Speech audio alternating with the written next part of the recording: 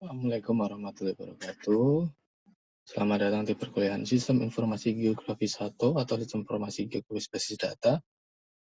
Untuk pertemuan yang ketujuh ini, kita akan membahas terkait kualitas data spasial. Oke, kita langsung saja.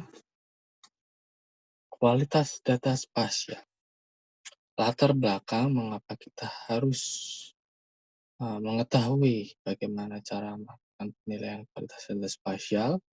Yang pertama adalah salah satu tujuan SIG adalah membangun informasi untuk perencanaan dan manajemen. Itu latar belakangnya. Yang kedua, data untuk mencapai tujuan tersebut diperlukan data yang berkualitas dan benar. Mengapa? Karena kalau kualitas dan data yang tidak benar, maka perencanaan dan manajemen yang dilakukan menghasilkan dampak yang buruk. Kesalahan-kesalahan yang biasa terdapat pada data spasial yang berwujud peta, yaitu kesalahan atribut, kesalahan dalam pemberian label, itu paling sering dilakukan. Misalnya seharusnya dia adalah bangunan atau sekolah, tetapi dalam pemberian informasi atributnya diberikan nama kantor. Atau seharusnya itu sawah, diberi nama tambak. Nah, itu seringkali kesalahan terjadi pada kesalahan pemberian atribut. Kesalahan pada lokasi atau kesalahan ukuran objek. Nah, ini yang sering dilakukan ketika kita melakukan digitasi atau delineasi, kita salah melakukan pemberian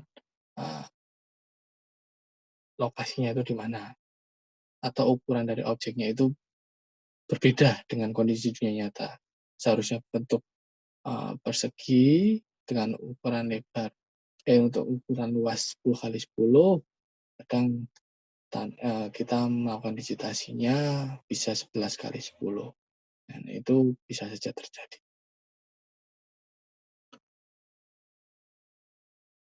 Selanjutnya adalah titik berat perhatian pada kualitas data spasial. Pada masa data analog, perhatian pada akurasi posisi planimetrik, ketelitian posisi di peta dibandingkan dengan di lapangan itu sangat-sangat rendah. Karena apa?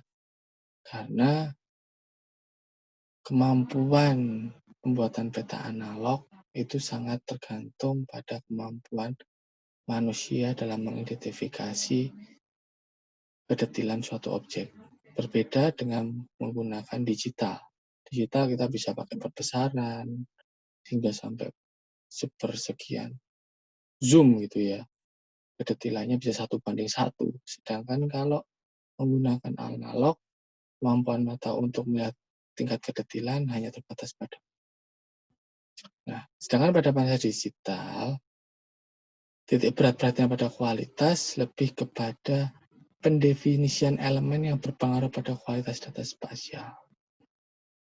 Jadi elemen-elemen apa yang mempengaruhi kualitas data spasial. Terus pemikiran tentang bagaimana penggunaan data dapat dengan mudah membaca dan menggunakan data spasial. Jadi bagaimana kita membuat data itu mudah untuk digunakan oleh user atau orang lain selain pembuatnya. Selanjutnya adalah pemikiran tentang bagaimana dapat divisualisasikan dan diakses dengan baik, akurat, dan mudah. Jadi tidak permasalahan terkait akurasi itu sudah diminimalisir dengan kemampuan komputer atau digital. Sekarang lebih kepada bagaimana kualitas data itu dapat digunakan ke user lebih mudah atau user friendly, dan bagaimana kemampuan untuk user itu agar menggunakan itu tidak jadi misinterpretasi atau tafsirannya itu tidak salah dari datanya itu. Nah, itu makanya lebih pada situ. Selanjutnya, mengapa kualitas data penting dalam sistem informasi geografis? Yang pertama, pada saat menggunakan sistem informasi geografis, kesalahan pertama timbul pada saat input data. Jadi, tahapannya kan ada input, proses, dan output. Nah, Dalam tahap input, itu kesalahan sering terjadi. Ketika input saja sudah salah, maka tahap proses selanjutnya, tahap manipulasi dan analisis, kesalahan itu akan menimbulkan efek snowball. Jadi kesalahannya akan bertambah besar, dan ketika output, kesalahannya adalah kali lipat dari input data. Makanya ketika kita melakukan input data, uji kualitas sudah harus dilakukan. Jadi input yang dilakukan untuk pemrosesan itu merupakan input data yang paling baik. Yang kedua adalah basis data SIG biasanya berisi data dari berbagai sumber dan berbagai kualitas. Nah, seringkali kita tidak mendapatkan input data dari satu sumber yang sama. Misalnya, kita ingin data pengolahan terkait ruang terbuka hijau. Nah, data yang kita dapatkan dari multi institusi, ada yang dari Dinas Pertamanan Kota, ada yang dari Dinas PUPR, ada yang dari Dinas Catatan Sipil, jadi banyak sekali institusi yang memiliki sumber data itu, dan setiap institusi itu memiliki standar yang berbeda-beda dan kualitas data yang berbeda-beda. Nah, ketika itu kita gunakan jadi satu, maka kualitasnya yang digunakan data itu tidak standar. Yang ketiga adalah ada data yang dibuat tanpa prosedur kontrol kualitas yang jelas. Nah, ini seringkali ada institusi yang penting ada datanya lah. Masalah kualitas nomor sekian, yang penting punya data. Nah, ini yang harus kita perhatikan. Yang keempat adalah adanya operasi-operasi dalam SIG yang menghasilkan kesalahan baru. Nah, seperti saya jelaskan pada yang pertama, ketika kita inputnya sudah jelek, ketika kita melakukan analisis, nah analisis dan manipulasi itu adalah operasi-operasi yang memiliki kesempatan untuk menghasilkan kesalahan yang baru. Nah, ini menimbulkan efek snowball, jadi data yang input yang sudah kurang berkualitas, selanjutnya dianalisis yang menimbulkan kesalahan baru, sehingga outputnya akan menimbulkan kesalahan yang berkali-kali lipat. Oleh karena itu, kualitas data harus dimulai dari awal. Nah,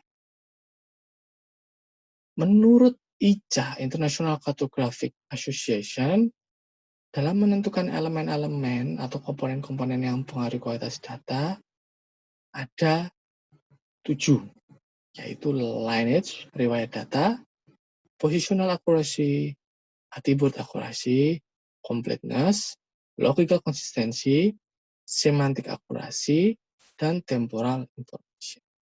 Akan kita jelaskan satu persatu terkait komponen-komponen atau elemen akurasi, kualitas data spasial. Yang pertama adalah lineage. Lineage secara mudah dapat dijadikan sebagai riwayat data, sejarah datanya, yang ada di dalamnya yang berisi informasi-informasi tentang awal mula keberadaan data tersebut. Jadi secara historis datanya itu seperti apa. Nah, informasi yang harus ditampilkan dalam lineage adalah yang pertama sumber data, sumbernya di mana. Kedua adalah akuisisinya, cara mendapatkan datanya bagaimana. Ketiga adalah kompilasinya, bagaimana dia mengumpulkan data, derivasi bagaimana dia breakdown dari data itu, konversi bagaimana dia merubah dari suatu data ke data lain, transformasi, perubahan bentuknya, dan analisis. Nah, ketujuh informasi ini yang harus ditampilkan pada informasi datanya. Agar kita tahu nih, sejarahnya data ini dapat dari mana dan sumbernya dari mana. Kita breakdown dari sumber data berisi tentang dari mana data diperoleh. Jadi sumber data itu berisi tentang data diperoleh dari mana, siapa yang bertanggung jawab, dan publikasinya itu siapa yang memegangnya. Misalnya data dari Kementerian Kehutanan. Nah, diperoleh dari Litbang Penelitian dan Pengembangan. Nah, referensi koordinat dan datumnya, itu sistem proyeksinya juga harus jelas. Terus koreksi dan kalibrasinya, seperti apa sumbernya. Terus karakteristik data terkait skala, resolusi, akurasi, dan presisi juga perlu dicari. Akuisisi data berisi tentang waktu pengambilan datanya. kapan pengambilan datanya, bagaimana cara kompilasi data berisi tentang level koreksi data. Jadi koreksi datanya itu sudah sampai sedetil apa. Derivasi tingkat pemrosesannya, konversi, format, dan klasifikasi data, transformasi adalah proses transformasi yang dilakukan, baik itu transformasi koordinat, interpolasi, generalisasi, dan lain. Analisis data berisi tentang proses analisis yang dilakukan oleh data tersebut. Di data tersebut sudah ada analisis apa aja sih? Buffering kah, filter, operasi matematik. Nah, standarisasi untuk lineage ada di dunia itu ada dua. Sudah ada, yaitu dari NTFS, SDTS, TQM, dan QLinius. Teman-teman bisa cari terkait standarisasi terkait historis data ini. Nah, ini contohnya terkait sumber data ya. Sumber data dapat diambil dari foto udara. Metode akuisisi dan derivasi, pengukuran foto grametrik. Jadi dari foto kita ukur. Tanggalnya sekian-sekian, struktur sumber datanya adalah 60% bertampalan, akurasi dan presisinya menggunakan kamera yang sudah dikalibrasi dengan standar nasional, transformasi yang dilakukan itu adalah interpolasi, displacement, dan lain-lain. Asumsi yang akan digunakan dalam posisi ini adalah titik ikat, jadi kita melakukan pengambilan titik ikat di situ. Contohnya terkait selanjutnya adalah positional akurasi, itu adalah perbandingan antara nilai hasil pengukuran dengan nilai yang sesungguhnya. Jadi hasil pengukuran di lapangan seperti apa nilainya, sedangkan hasil dari pengolahan datanya itu sejuta satelit atau foto seperti apa. Sehingga ada perbandingan antara nilai hasil pengukuran dengan suatu standar yang telah ditetapkan. Jadi ini adalah positional accuracy. Nah, parameter ketelitiannya itu adalah bisa pengukuran posisi, itu ada standar ketelitiannya dari NMES, itu ada 0,3 kali penyebut skala. Misal penyebut skalanya ada 500, jadi 0,3 kali 500 sama dengan 150 mili. Jika terjadi pergeseran lebih dari 150 mili atau 15 cm, maka posisinya kurang akurat. Untuk arah juga sudah ada, ketelitian lebih dari 90%, untuk jarak juga 0,5 kali penyebut skala, lebih daripada itu maka secara ketelitiannya rendah. Luas dan tinggi sudah ada, bisa dibaca. Untuk atribut akurasi, itu biasanya menggunakan conversion metric atau penelitian klasifikasi. Hasil dari kita melakukan interpretasi atau delineasi suatu objek dibandingkan dengan ketika kita cek lapangan. Misalnya di interpretasi kita A mendatar ya, horizontal itu 62, yang kita temukan di lapangan ternyata benar. Tapi ketika kita melakukan delineasi di laboratorium atau studio, di citra satelitnya itu total A-nya itu ada 64, ternyata yang di lapangan hanya 62, ternyata di lapangan seharusnya yang dua objek yang A itu ternyata adalah objek B. Berarti itu jadi dua kesalahan. Nah, jadi kita bisa lihat bahwa ini adalah objek yang benar. A ternyata di lapangan A. Di interpretasi B di objek lapangan B. Interpretasi C dan objek lapangan C. Seperti itu.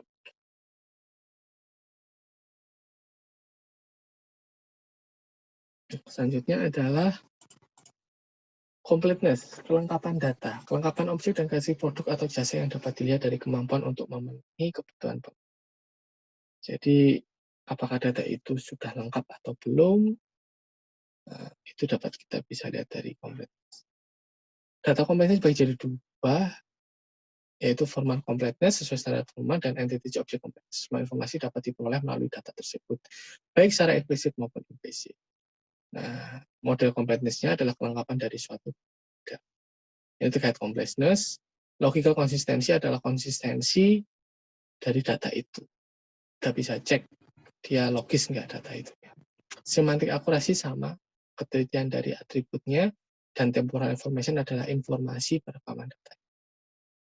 Kalau misalnya kita melakukan identifikasi penggunaan lahan untuk tahun 2000 di daerah perkotaan yang padat, ya data dasarnya kalau harus lebih kurang dari 5 tahun dari tanggal tahun 2020 itu. Nah, misalnya kita interpretasi tahun 2000, maka datanya harus di atas tahun 1995. Karena perubahan di kota sangat cepat sekali. Nah, untuk pandangan data spasial, untuk menangani berbagai macam data dari berbagai gambar yang sudah diketahui dengan baik kualitasnya, diperlukan sebuah sistem yang baku. Nah, sistem penanganan baik itu dia harus memiliki kemampuan untuk berkomunikasi dengan sistem yang berbeda. Jadi interoperability-nya itu baik, dan portability, yaitu kemampuan digunakan dalam berbagai keperluan itu juga baik. Terus kemampuan untuk tukar-menukar data itu juga harus ada. Choice and economic scale, yaitu kemampuan untuk dapat diakses banyak user juga harus bisa. Kalau cuma hanya bisa diakses oleh diri sendiri, maka kualitas data itu tidak terjamin, tidak ada feedback masuk review dari pengguna yang lain. Easy to learning itu mudah untuk dipelajari, terus drawback of standard, kemudahan suatu standar itu diperbarui. Jadi tidak sulit untuk diperbarui jika ada perubahan, terutama ini perubahan sering terjadi di era teknologi sehingga perlu adanya perubahan standar. Mungkin itu terkait dengan kualitas data. Jika ada pertanyaan silakan bisa dilakukan via diskusi forum. Silakan mengerjakan kuis dan tugasnya. Baik, saya tutup. Terima kasih. Assalamualaikum warahmatullahi wabarakatuh.